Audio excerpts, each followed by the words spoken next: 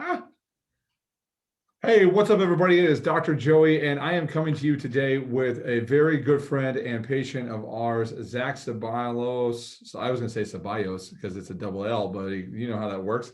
Yeah. Zach Ceballos, and Zach is a Marine veteran, and he works with a local organization that helps veterans and transition gallant few. Zach, what's up, brother? How goes it? Man, you tell me, how goes it for you? I'm doing pretty well. I got adjusted yesterday, so I'm feeling the everything realigner now. It's interesting. Yeah, that's a good thing. That's a good thing.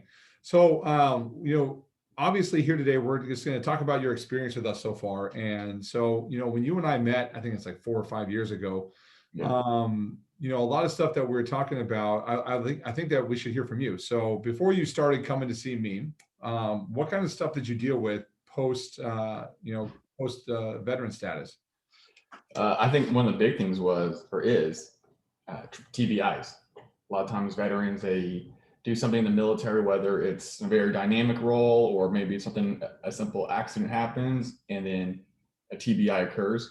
And a lot of times it's not a lot of times, but sometimes it's coupled with post-traumatic stress.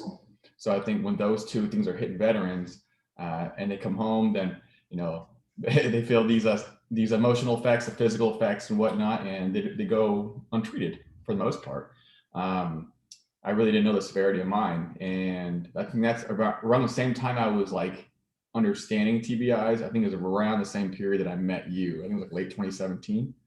It was, yes, sir. Yes. Somewhere around there. So and then that's when you told me to come on in. Let's get checked out, kind of thing. So for those who don't know, what are some of the side effects that you had from TBI and? Migraines. Migraines are big. Vertigo. Always like tired and exhausted. I was always also like digestive problems. I know that I have, like, for example, I get a lot of acid reflux, and there's a couple other things as well. I mean, it depends on the person, depends on the severity, but I think for the most part around the board, I think it's the big things is like a lot of headaches, a lot of migraines, and just vertigo, not able to see, that kind of stuff like that. And then eventually I can trail off into other things as well. So the migraines were my biggest anchor, I'll tell you that much for sure. All right. And so, we had our conversation, obviously, and I was like, hey man, like I can help you. And you're like, cool, well, let's figure this thing out. And so you start care. And what were some of the biggest changes you've seen, since you've been with us for now 4 years? I definitely think one, the physical side, right?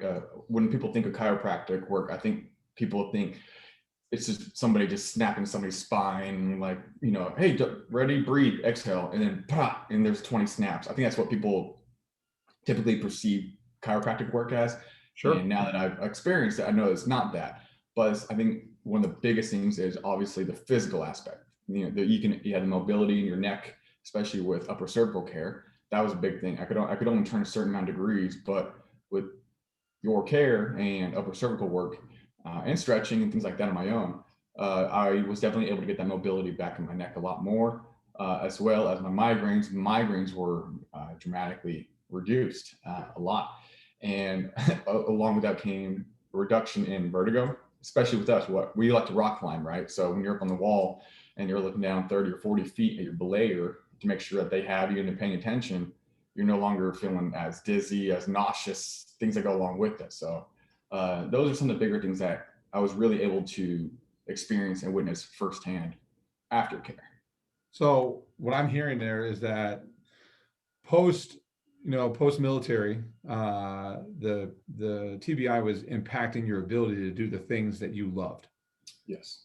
And now through our care, you're able to do these things free of pretty much any concern of a relapse whatsoever. Mm-hmm.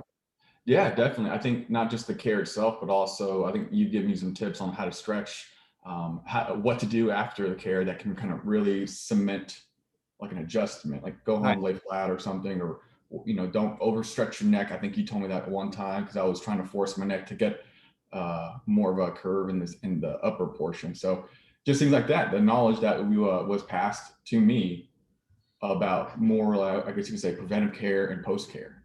I think that was really, really handy. I love it. And so was there anything unexpected from the care that changed in your life? I think the biggest thing was the reduction in migraines because I'm pretty sure I told you when we first met, like I would get, a migraine once a week. And it wasn't just a little like, oh, it's a headache. No, I'm talking, I was nauseous. I wanted to throw up. I would see the black and white spots where I couldn't drive. Unfortunately, I didn't have the luxury of not being able to do things, or I didn't have the luxury of not being able to do things. I had to keep pushing through, and it was horrible.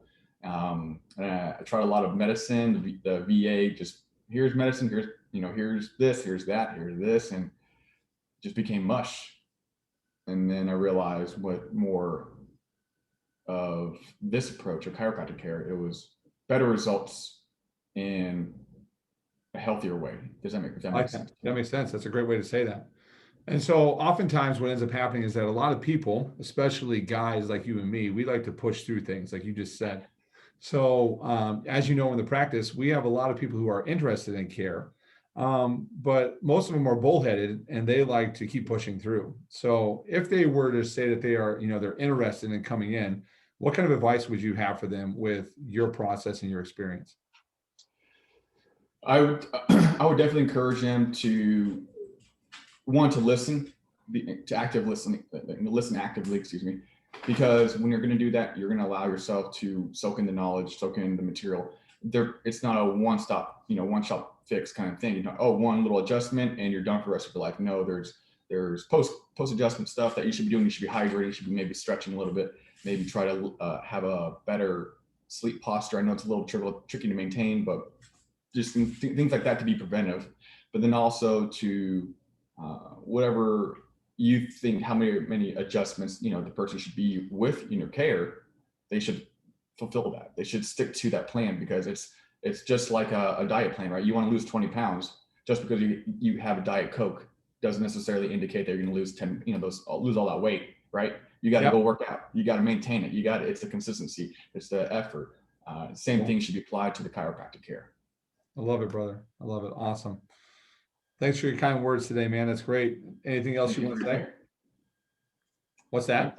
I said thank you for your care. Oh, you're welcome. I mean, I thought you said thanks for looking at my hair. I was like, Oh, that too. Look at it right now. I'm about to get it all cut off. awesome, awesome, brother. That's great. That's awesome. Thanks again, Zach. I appreciate it. No worries.